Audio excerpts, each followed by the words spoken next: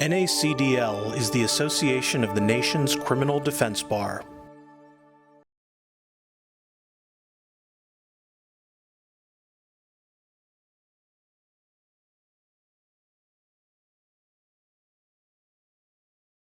So if you don't have a ShotSpotter case yet, you're likely to have one soon. ShotSpotter is this gunshot detection system, and we're going to talk about kind of how it works and what they attempt to do through the forensic method.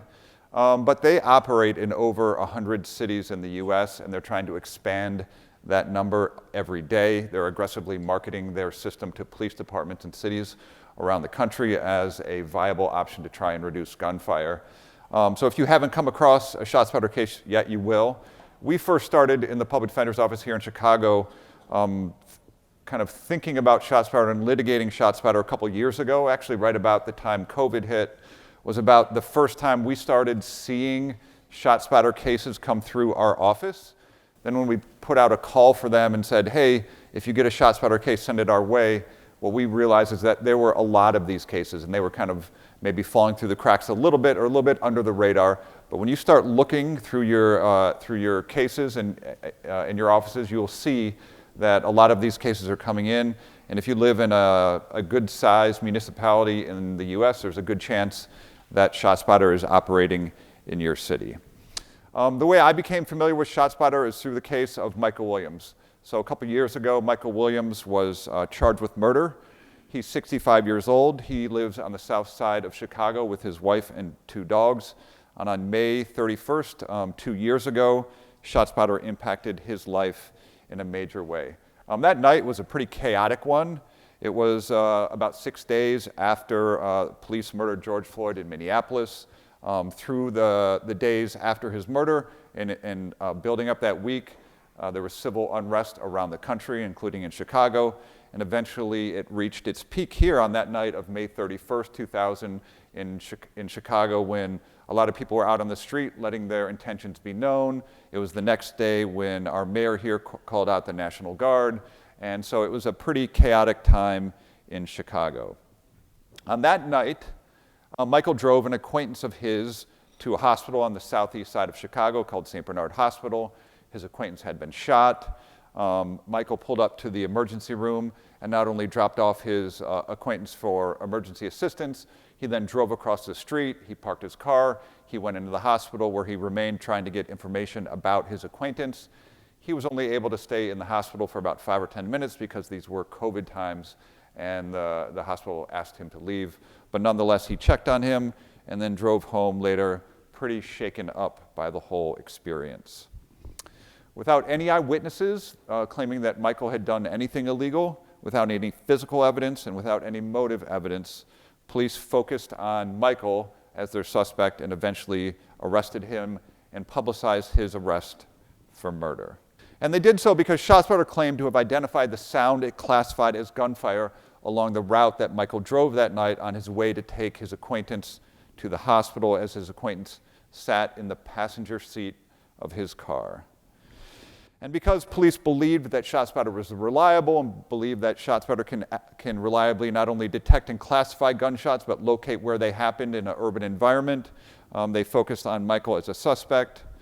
They eventually settled on a theory that Michael shot his own passenger as he was driving him down the street, that rather than dump his body like in the park that he was right next to under the cover of night, he turned west and drove almost 2 miles to a hospital to get him care, went into the hospital to check on him, did this all despite the fact that he had shot his own acquaintance and despite the fact that there was no motive that the police could uncover for Michael to have done any of this. And by the way, this theory of the police also contradicted maybe the most important physical evidence in the case, which was that there was no evidence of close-range firing on the victim. And of course, if the prosecution's theory were accurate and if Michael were sitting in his car and pointing his gun at his passenger and shooting his passenger, within a foot or so, there would be stippling, right? There would be these nitrates, burning particles shooting out of the gun. They would embed themselves either on the clothing or the body of the victim. That would happen as long as there's no intervening, let's say, wall or other obstruction. That stippling would be there if, in fact, this had happened in close range, if Michael had turned and shot his acquaintance. It didn't happen, and there was no stippling. But nonetheless, prosecutors charged Michael with murder, and Michael was booked into a county jail at the age of 63, and it was a jail at that time that was dealing with a very massive outbreak of COVID. Michael went from being a husband and a dog owner on the south side of Chicago to being a detainee in the county jail because of ShotSpotter. And you would think if police and prosecutors were building a murder case around Michael or any other defendant or any client that we represent, that they would have some interest in seeking to assess the reliability and admissibility of the key evidence that they were using in this case before using it as the centerpiece of a murder charge and attempt to convict Michael on murder. But they didn't do that. They just plowed forward with charges without any idea, apparently, about whether ShotSpotter could accurately detect and classify gunshots. And prosecutors and police all over the country do the same thing. The system is operational in more than 100 U.S. cities and communities. So police and prosecutors are doing the same thing everywhere, that is, bringing charges based on ShotSpotter evidence without any understanding of the system, how it works, and how reliable it is. So in Michael's case, almost about a year and a half ago, 2 years ago, we started to dig in and ask the question, is ShotSpotter reliable? Has ShotSpotter ever proven the reliability of the method that they use to identify, classify, and locate gunshots? To understand this, you got to understand just a little theory about noise detection, about sound propagation. And really what you need to know to understand ShotSpotter is that, let's say you have a noise and you have sensors set up around that noise. What can happen is the sound waves can travel from the location of the noise to multiple sensors. And those sensors then collect data, the most important data of which are the sound, the audio file of that noise that they record, and then the sound waves, which is the visual representation of what the sound sounds like. So those are the two most important parts of data. Those can be collected, and scientists in ideal conditions can use that to kind of locate or estimate the location of that sound. I mean, there's no real controversy about the basic science here. They use this concept called multilateration, which is just the time that each of these sound waves arrive at multiple sensors. And when you have that timing, and if that timing is accurate and reliable, you can estimate about where that sound might have occurred.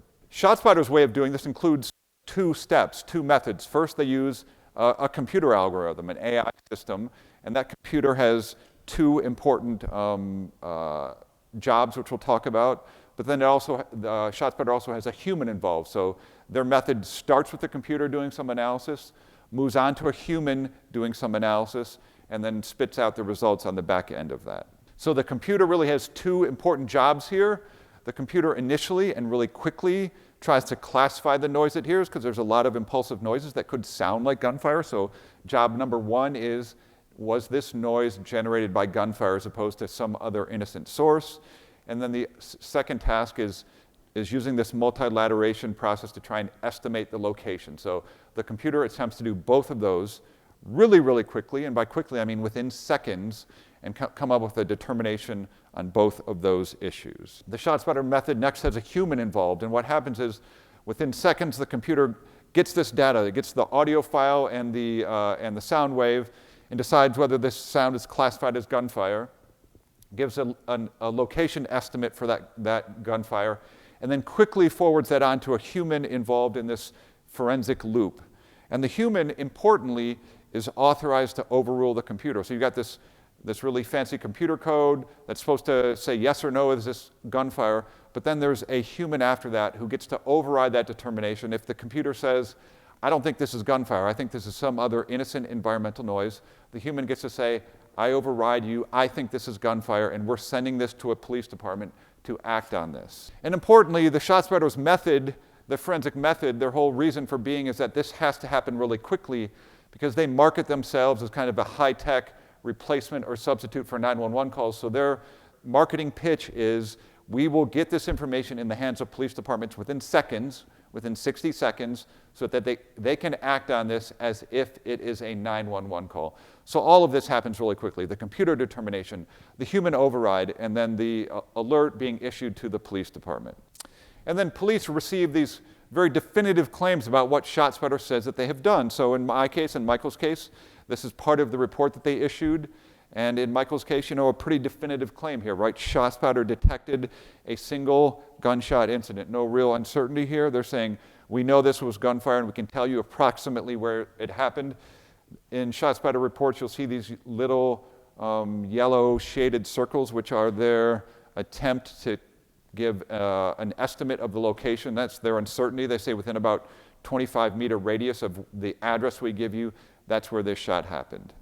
By the way, when ShotSpotter tendered this report to us in Michael's case, we thought that what this report meant and what this wording meant, this ShotSpotter trademark detected a single gunshot incident, what we thought that meant was that their computer had classified this as a gunshot.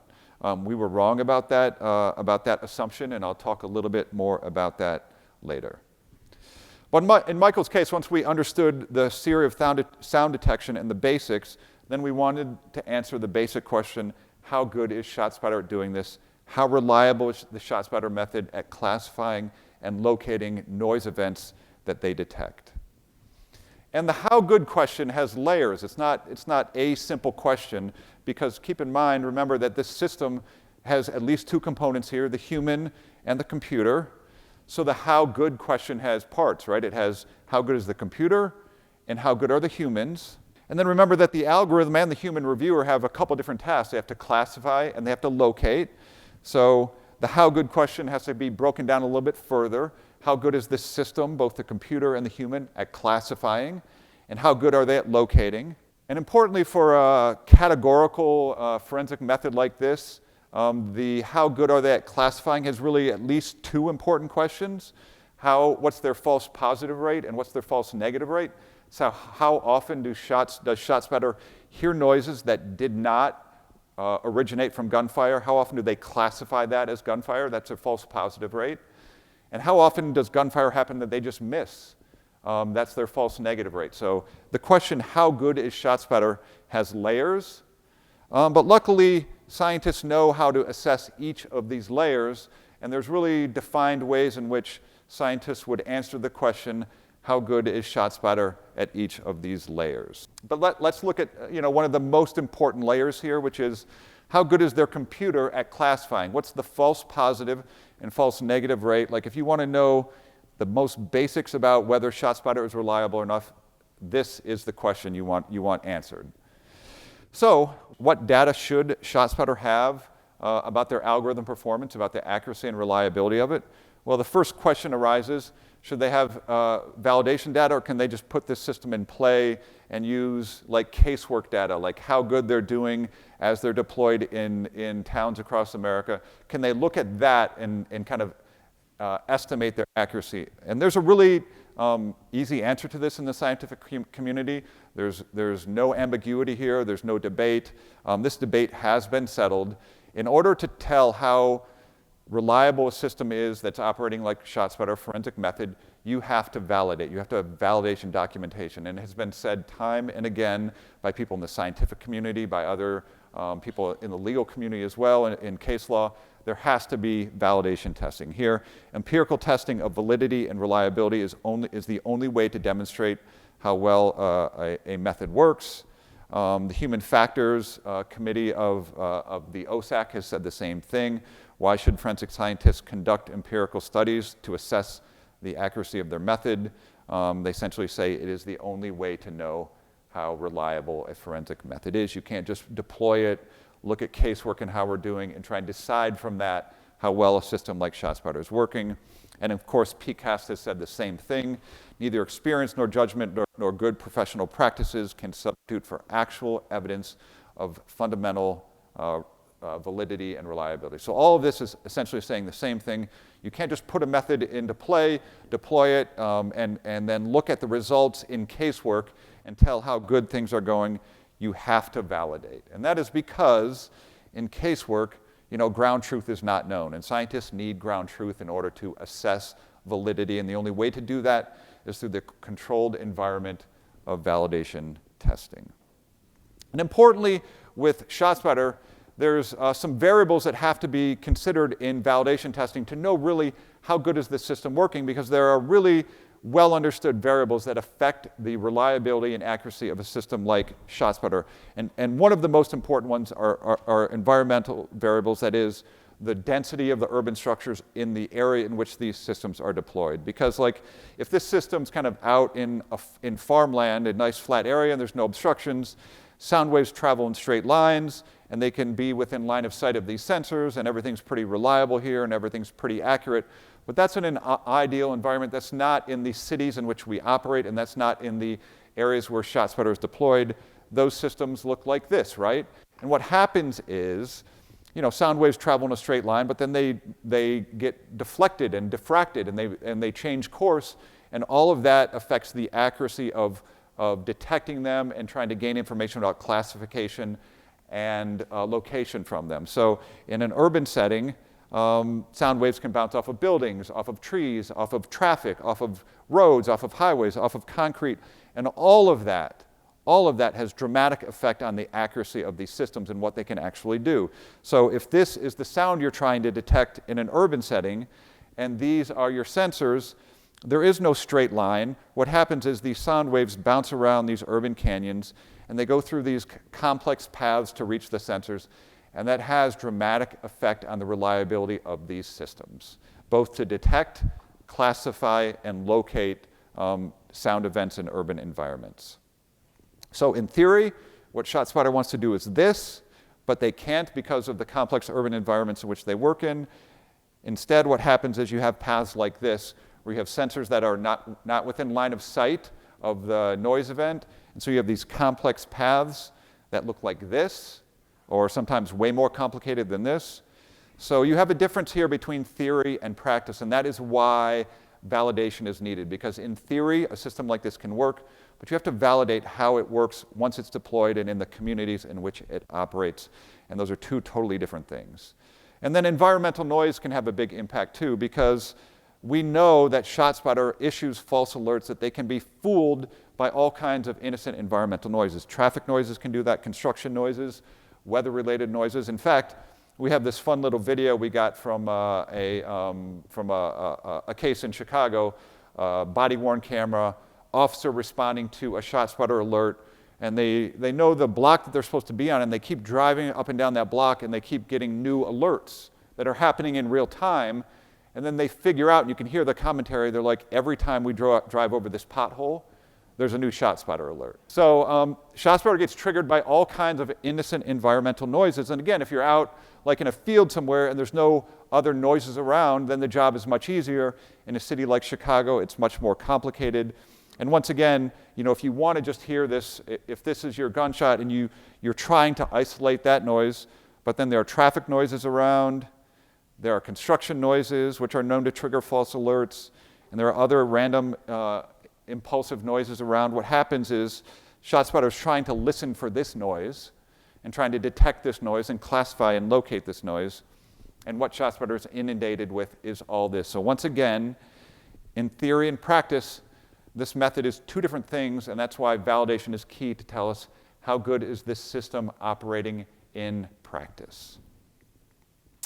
And we know that false alerts are a problem because there have been numerous police departments over time that have hired ShotSpotter, deployed their system, put up sensors around their community, only to find out that the huge majority of alerts that they're getting are false ones, sending police officers racing to false alert after false alert after false alert. And we know that because there have been numerous reported occasions where police departments have said and cities have said, we've had enough, we're not using ShotSpotter anymore because all we're doing is chasing false leads. It happened in Broward County, it's happened in Troy, New York, it's happened in other places, I think in San Antonio and a couple other cities where they just said, we can't keep using this system, the false positive problem is too big. So there are all these variables that affect ShotSpotter accuracy and reliability that should be tested so that ShotSpotter can say something meaningful about how accurate their system is. There's other variables, the sensor density and location, so they deploy these sensors around, and how dense that sensor system is, and how far those sensors are from the noise they're trying to detect, and actually which way they're facing in conjunction with the noise, like if it's a gun, like is the gun shooting that way and is the sensor behind? All of those play an important role and are important variables in the reliability of the system, and we know that in part because ShotSpotter has at times admitted this. They said that the accuracy of any given location can be affected by the number of sensors. And it's not just the number, but it's the density as well. So we know that they have impact on the reliability of the system, which means they need to test the impact so that they know when this system is deployed in your city and the density of sensors are used in your city, whether that system is still operating consistent with their expectations. So there are system variables. Even the difference of gun and ammunition can play a big role. So this is a study where these researchers went out and they fired one gun and they put sensors kind of in a 180-degree radius. And what you see is that if you have a sensor in front of the gun, because most of the sound waves are going forward, that those sound waves at detecting the sound waves in the front of the gun or off to the side a little bit look very characteristic of a gunshot, of an impulsive noise. You see that peak going up and then dissipating very quickly. That's very characteristic of a gunfire, which is like peak noise right away and then shutting down or dissipating really quickly. But then what you see is that same gunshot detected from behind looks nothing like real gunfire because the directionality matters. So once again, if ShotSpotter wants to know how good their system is, this is another variable they have to detect. They have to test how good are we at detecting gunshots facing this way versus that way. And then what we know from a lot of different areas of science, that in order to do successful validation testing, there are some final considerations. Your sample size has to be big enough. It can't be a few dozen shots. It has to be hundreds or thousands so that you can have robust data and can say some real things about accuracy. Your results should be peer-reviewed by somebody outside of your company. Those results you shouldn't do that testing once. You need to replicate that testing to see if your results are kind of coalescing around some data that makes sense. And then when your system changes in any significant way, like ShotSpotter has over time, you have to redo that testing to see if those changes have impacted what you say and what you tell the criminal justice system about the reliability of your system. So once a developer of a forensic method does all that, they can say something meaningful about the accuracy of their system, and then the criminal justice system can have some idea about the reliability of that evidence. So what data, if any, does ShotSpotter have? Well, we asked that question in our litigation, and mostly what ShotSpotter did and relied on and pointed to was this silly audit, which they hired and paid for, and which has zero scientific value. But what they say about their system based on this audit is they give this really specific sounding kind of sciencey data here, that we're 97.59% accurate, and that we have a false positive rate of 0.4%, which, by the way, would be a really, really good false positive rate for a forensic method. So what we wanted to know is, are these numbers are they scientifically defensible? Are they based on scientifically defensible validation, or are these based on something else? And the answer to that is something else. And how do we know that? Well, I issued subpoenas in Michael's case. I said, give me all your validation, especially give me the validation for the internal validation, that is the validation that you did on the system deployed in Chicago, so we know how well this system operates in Chicago, which is different from other environments, which is different from some field where you might have tested this, out in a rural area. Give us your validation. And their answer in discovery is, we don't have any. So there's your first indication that that 97% accuracy claim and that 0.4% false positive rate are really not based on science. They're based on something else. And when you dig down into this report a little bit, you start to get an idea of what those accuracy claims are based on. And they are not at all based on science, because what you see is that they say to determine the accuracy rate for its system, ShotSpotter analyzes information from clients. Well, their clients are police departments. So how do police departments know how accurate their system are? Police departments aren't scientific agencies. They're not doing validation studies. What do you mean, clients? And then you look down, and they keep saying kind of the same thing. For 3 years, they looked at 3 years' worth of data, and across these 3 years, all from their clients, our audit confirmed that based on client reports, ShotSpotter accurately detected 97%. So once again, client reports, remember, the clients are police departments, they're police officers. How do police officers know how accurate the system is? They are simple end users. They're not assessing accuracy in any way. And the same thing, this claim of a really small 0.4% false positive rate, once again, this is from client reports. So Just up front, this doesn't make any sense. It's not scientific. It's not defensible. And then after a BBC report came out about Michael's case in our litigation, they interviewed the CEO, and he confirmed that, yeah, what we meant is the police departments. He said, we rely on ground truth from agencies that are police officers to tell us when we miss detections or when we miss classified. There is not a scientist anywhere who would agree that this is okay in any way. Because customer feedback is marketing.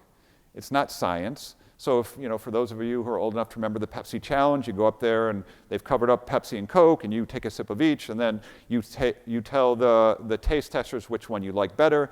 And in this case, in the old days, they just mark it on this chalkboard next to them, and then Pepsi reports in commercials that people like Pepsi better than Coke. But with police agencies, like, how do they even know? How would they even give reliable feedback? If ShotSpotter misses a detection, how does ShotSpotter know? And do police departments, do they notify them of that? Even if police respond to a ShotSpotter alert and they find a crime that might have involved a gun, that doesn't necessarily mean that ShotSpotter got it right. That could be correlation. There could have been some other environmental noise that sent them there, and ShotSpotter could have missed that gunshot like they missed many of them. And then in the end, like, how do police officers give feedback on ShotSpotter mislocating events? As you know, as defense attorneys, we know that they often have a hard time identifying the scene of the crime, where the shooters were, where the action happened. There's no way police departments can call up ShotSpotter and say, you mislocated this event by 70 meters or 200 meters. They simply don't know. But there's one other huge problem with this kind of marketing approach to science, which is what happens when you get no feedback of any kind. So what would happen in the Pepsi challenge situation if a person walked up and they took a sip of each and then they just quietly walked away and they didn't give any response? Would Pepsi be like, well, they didn't say anything, so they must have loved Pepsi more.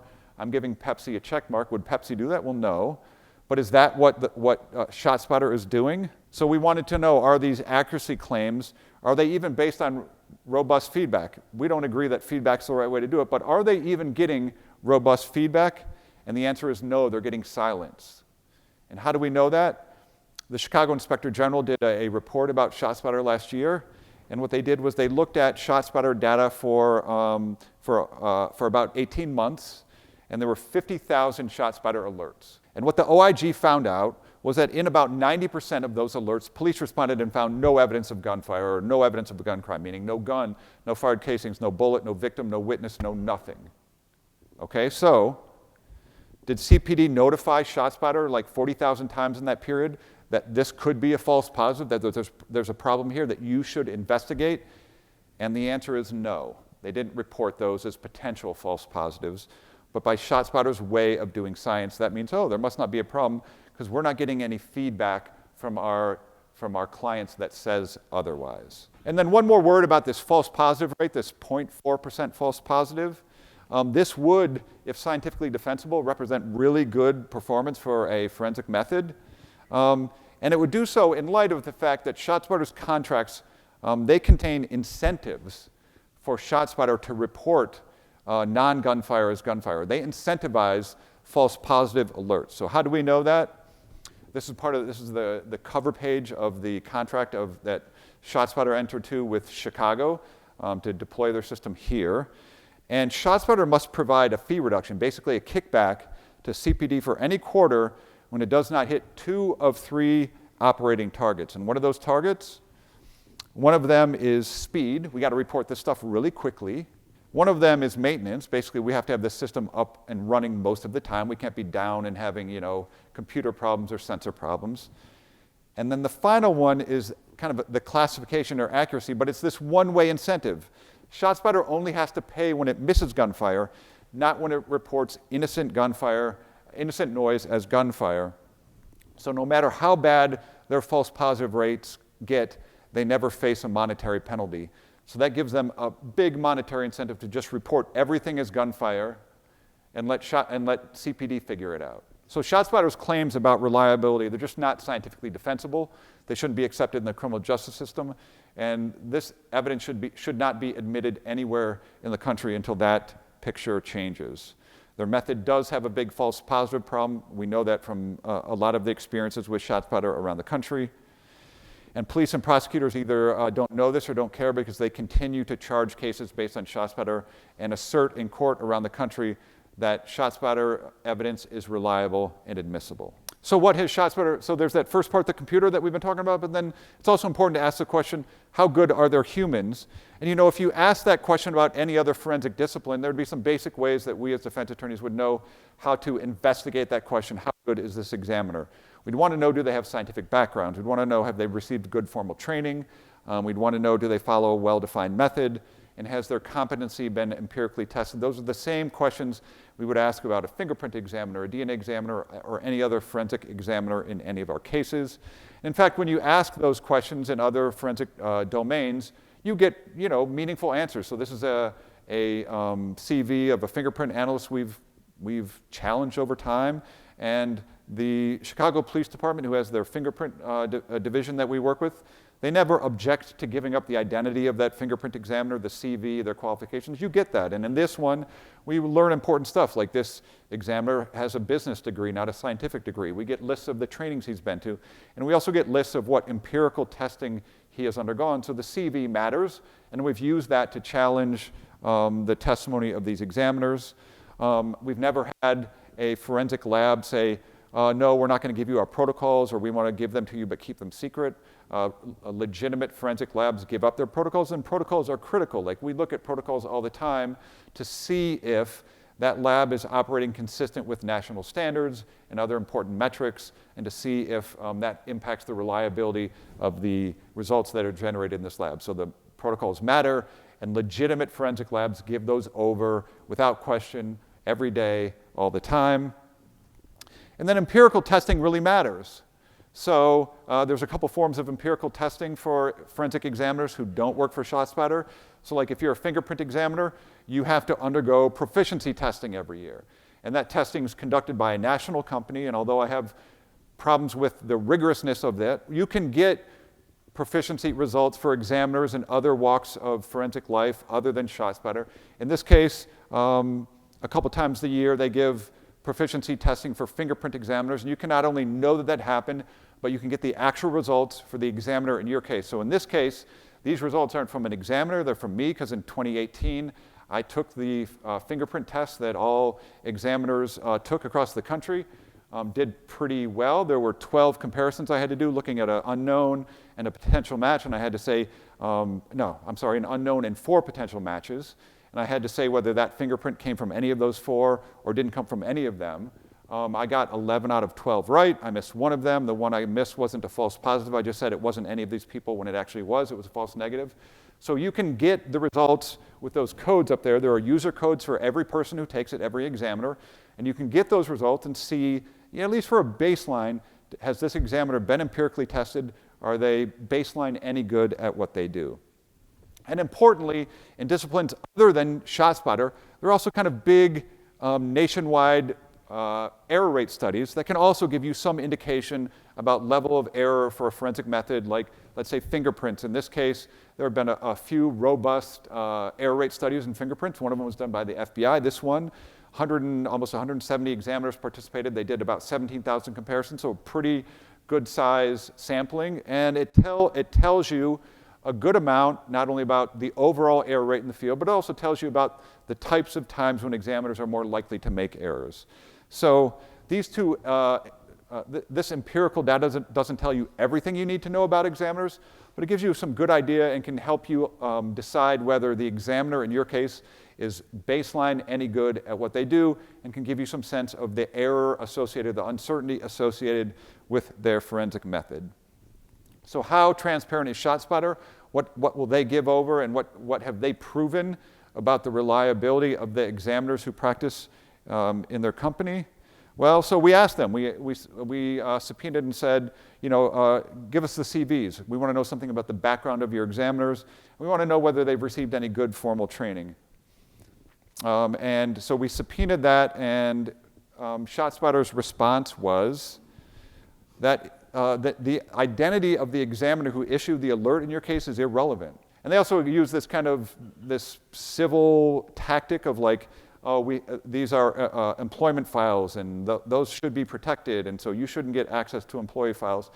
A response that would not be offered by any legitimate forensic organization anywhere. You know, you would never go to your state lab, like the Illinois State Police here, would never say, we're going to hide the identity of the fingerprint examiner or the DNA examiner. And by the way, their identity and their qualifications is irrelevant, but that is the litigation tactic that ShotSpotter takes. And we have some sense of why they've taken that litigation tactic, because this is the job qualification list, or the job qualifications for those examiners who have to make that kind of really quick decision and send out the alerts that lead to the police kind of seizing and searching your clients on the street. And here's what we know about them. ShotSpotter demands that they have excellent customer service skills with a positive can-do attitude, that they have a minimum 1-year professional experience, preferably in a call center. So if you have worked for, you know, Amazon in their call center for a year, that's good enough for us. Come on board. You are now a forensic scientist. And they don't require any real scientific training or education. They, you know, associate's degree preferred, but not required. So this is why they don't want to give you the identity of the people who are making these important determinations in the forensic method, because this profile is not consistent with any practice anywhere in any forensic discipline. Do they follow a well-defined method? Well, I would love to show you their method because I have a copy of it, but it's under protective order. I'm supposed to get a ruling from a judge next month about whether to lift that protective order. So I can't show you the protocol. Many legitimate forensic labs post their protocol online, like on the web for everyone to see, so that other scientists can look at it and kind of know, here's how we operate. What I can tell you is that if you subpoena this, which you should, if you get a ShotSpotter case, subpoena the protocol. When you get it, you will be floored about what is in there. It is not a legitimate protocol. It is laughably absurd. And so I highly recommend you, if you get a ShotSpotter case, that you subpoena their protocol and try and fight a protective order, because it's important that the scientific community get access to this so that more scientists can comment on this protocol that ShotSpotter has. And then, have their examiners been empirically tested in any way? Well, there's no data in the public domain about this, so there's no like proficiency testing by the national companies that do this. They don't do ShotSpotter proficiency testing. There have been no big error rate studies in the public domain like there are in just about every other forensic discipline. There's none of this. I have subpoenaed, I have asked ShotSpotter, give me if you claim to do any internal proficiency testing, give that to me, although I haven't been able to access it yet, mostly because every time we start to litigate this, prosecutors either dismiss the charges or agree not to use ShotSpotter evidence or use some other form of prosecutorial discretion to get out from under it, like reduce gun charges to misdemeanors and give your clients deals that they can't turn down. So we continue to litigate this, and prosecutors continue to use discretion to try and avoid having to give over fundamental discovery in ShotSpotter cases. So there is zero evidence that ShotSpotter employees are competent and reliable. There's none in the public domain. If you get a ShotSpotter case, please subpoena that and see if they have any privately. I suspect that they don't have. If their approach to their employees and to science is similar to their validation approach, I'm going to guess that they have no real meaningful proficiency testing of their examiners. So we eventually, in Michael's case, we filed a detailed challenge to ShotSpotter evidence. We raised a lot of the issues that we've been discussing here. We attached a couple expert affidavits to it, and we asked the judge in that case to hold an admissibility hearing and to rule here in Illinois, according to Fry, that ShotSpotter evidence is not generally accepted and not reliable and not admissible.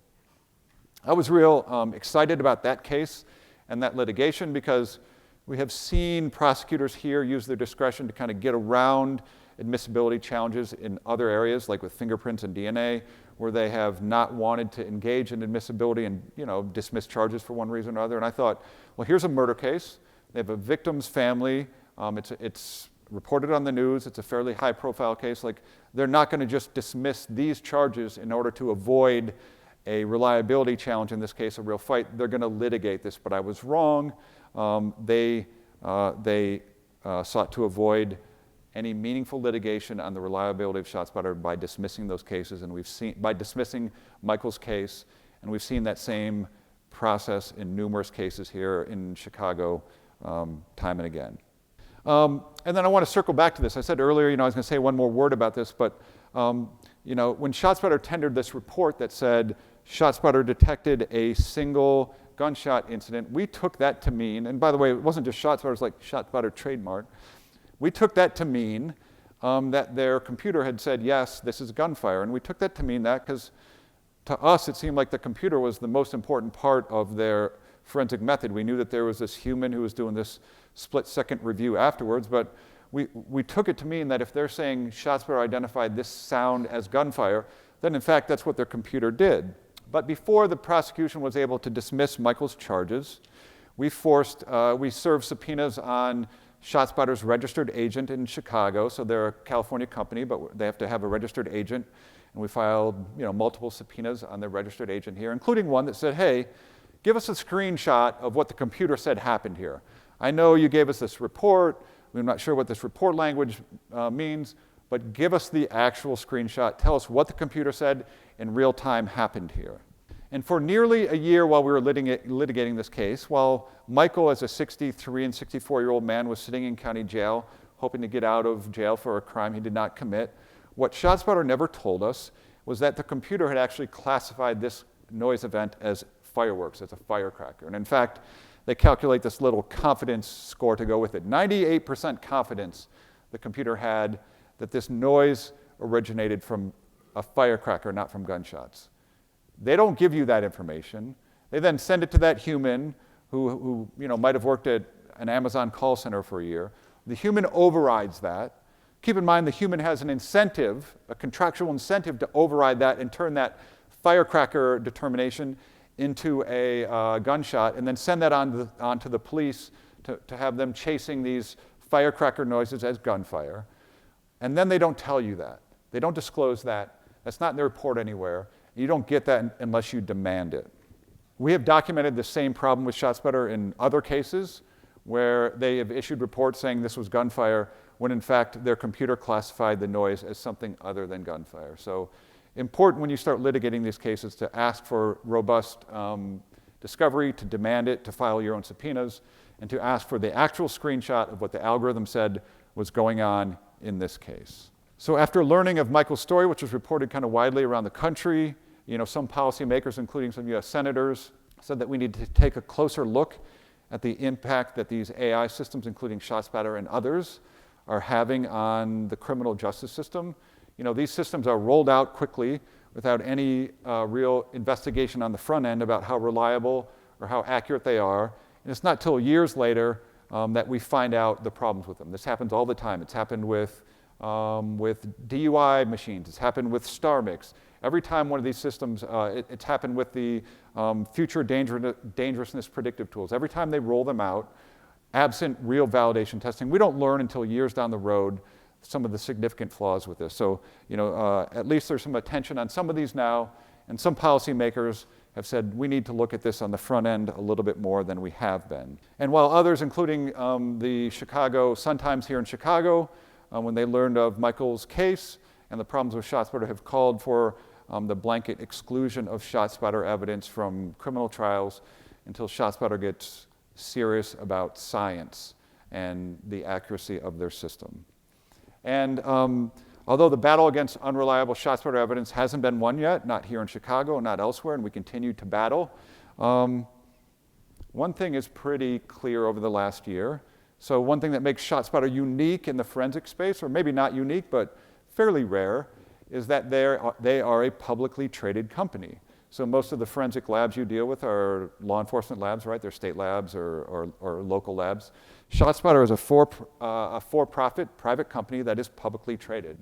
And last week, I looked at their stock value, and since last year, about the time of Michael's release from prison and some of the subsequent publicity about his case, ShotSpotter has lost about a third of its stock value. So we're pretty happy about that. And we would like that number to keep trending downward. Just a quick note about Fourth Amendment litigation. You get to challenge the reliability of ShotSpotter evidence during Fourth Amendment litigation, during suppression litigation. And you get to challenge that by calling your own expert witness. I know sometimes judges aren't used to this and they think it's strange, which means maybe it's not like allowable, but they're absolutely wrong about that. And you have to make sure that your judge understands that if the reason that the police took the actions that they did, if their actions are justified, if they try and justify them based on ShotSpotter, then the reliability of that ShotSpotter evidence matters. It's not just what did the officer know, it's what would a reliable officer know and believe. And a big part of that is this evidence reliable? Should they be taking ShotSpotter evidence to mean that we have really detected a gunshot and that we've given an accurate location for that?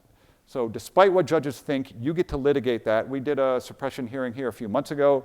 We flew in an expert witness from Dallas. He testified in our case in the suppression hearing, essentially said ShotSpotter evidence is not reliable enough to classify and locate noise events with any amount of accuracy. How do we know that you get to do this? Well, the most important case on point is this Florida v. Harris case. And it's the one that we let every judge know when we litigate this. It involved a police officer in Florida who stopped a motorist. The motorist denied consent to search. They then kept the motorist there and did a dog sniff search. The case went all the way up to the U.S. Supreme Court because the defendant challenged the probable cause and wanted to challenge the reliability of the dog sniff evidence that the police used to justify their Fourth Amendment action. And what the U.S. Supreme Court said was, in this case, we consider how a court should determine if the alert of a drug detection dog during a traffic stop provides probable cause to search a vehicle. And they said the defendant, however, must have an opportunity to challenge such evidence of a dog's reliability, whether by cross-examining the testifying officer or by introducing his own fact or expert witness. So at Fourth Amendment litigation, you have a right to challenge the reliability of the evidence that was used to justify the police action. And then just some final thoughts on litigating cases, not just ShotSpotter, but any cases involving AI. This is a really good article about it, about algorithms in the criminal justice system. And it's just a reminder to all of us that it's important not to be mesmerized by the mystique of these systems, that as documented in a recent report by Reuters, there are many exaggerated claims about AI that make their way into the criminal justice system, and a trustworthy algorithm should be able to show you how good they are, not just through claims like 97% accurate and 0.4% false positive rate, by real validation data. They should be able to show you how reliable their method is and how they've quantified that reliability. So, a take-home message when you're litigating this is don't trust this evidence. Don't trust any algorithmic evidence that your clients are faced with. Seek extensive discovery with ShotSpotter, even though they're, for most of us, an out-of-state corporation. They have to have a registered agent in your state, which makes it really easy to serve them. Find the registered agent and serve subpoenas on them. You want a broad range of discovery. You want algorithm alert data. We've asked for, give me all the alert data in this area for a month or for a couple months so we can see the performance of this system. How often in this area it looks like, let's say, the humans are overriding the computer. Like you want data to look at. You want to know about the human performance. Have they been tested? Have they done proficiency testing? If they have, I want to know the tests. I want to see how robust they are because there are proficiency tests and there are proficiency tests, and some of them are really easy and don't replicate the challenging decisions that examiners have to make in casework. So you want this data, you want to ask for it. You want the protocols, and please, if you get them, please try and get them not pursuant to protective order. And if you get them not pursuant to a protective order, please email them to all of us, because I have scientists who are waiting to look at them, who want to talk about them, who want to have discussions about them in the scientific community, and we need public access to them so that the scientific community and the criminal justice system can see what passes for protocol at ShotSpotter. You want to get code access. We're seeking that right now. And it's not just access to the computer code. These AI systems are trained on data. You need their data sets. So they dump all kinds of sound files into their algorithms to try and train the algorithms and assess how good they are. And so you need that data set as well. We're going to seek that soon. Subpoena all this. Make ShotSpotter fight these discovery battles, these subpoena battles in every city where they're operating around the country. We want to put the pressure on them. We want to get good rulings out of judges who understand this and realize that the defense gets access to all of this because we don't have to take this black box for truth. we get to challenge it in the context of a criminal case. Thanks. I do have about 5 minutes left. I'm happy to take any questions if you have any. Yep. Yeah, so the way they identified him is they got video. Oh, I'm sorry. The question was, how did they identify Michael Williams and kind of identify him as a suspect in the case? The way they did that was Michael dropped his acquaintance off at the hospital, tried to stick around. It was COVID time, so they told him, you can't stay here, you have to leave, you're not family, you can't be here. And so he left.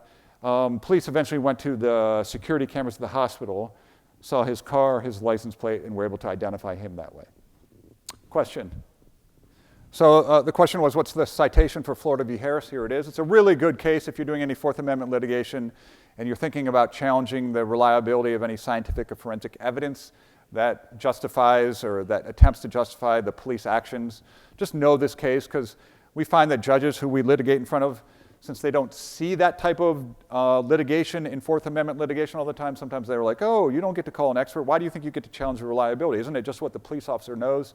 And those are all wrong, and Florida Harris helps you kind of make that case. And we've had to kind of train judges to understand the law in this area, to understand that reliability of any forensic evidence used to justify police action is the subject of Fourth Amendment litigation. Oh, question. So there is some discussion of that. So the question was, have I come across any instances where the ShotSpotter sensors are not just picking up gun detection, but discussion, conversation that might be used? I haven't seen it here in Chicago. I've seen discussion of it in the literature. I think the sensors are capable of doing that. I think there are an instance or two that I'm aware of where that has happened.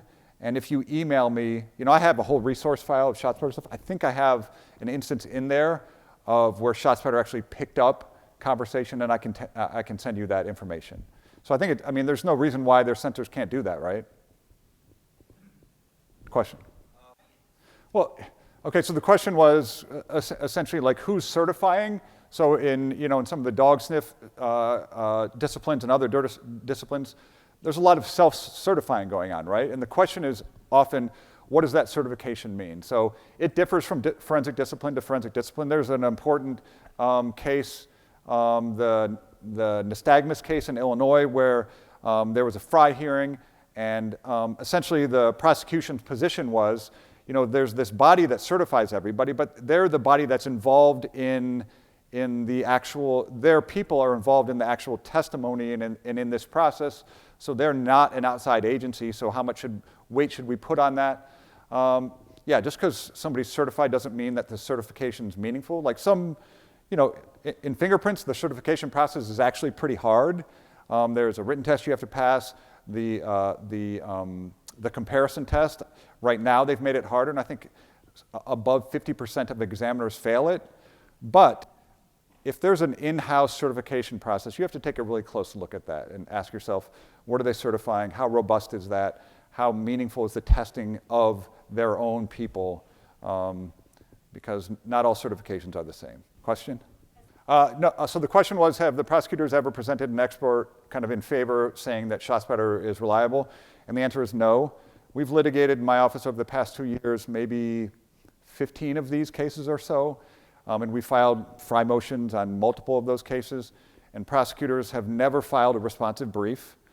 They've always found some way to sidestep the litigation. They've reduced felonies to misdemeanors or dismissed charges. What they're trying to do is maintain the use of ShotSpotter but never have to litigate the reliability. They're hoping to use it maybe in cases where we're not looking, or maybe somebody, attorney's representing and doesn't know anything about ShotSpotter. They want to maintain their chance of using that in cases, but they will never, ever want to litigate the reliability of it. And they haven't done so here. I know that in other jurisdictions, there have been some admissibility litigation. ShotSpotter has sent some employees from ShotSpotter to testify at those, but those employees who they sent are not scientists. They can't talk about any of the fundamental aspects of their system. They don't know anything about how the computer code works. They don't know anything about data about false positive and false negative rates.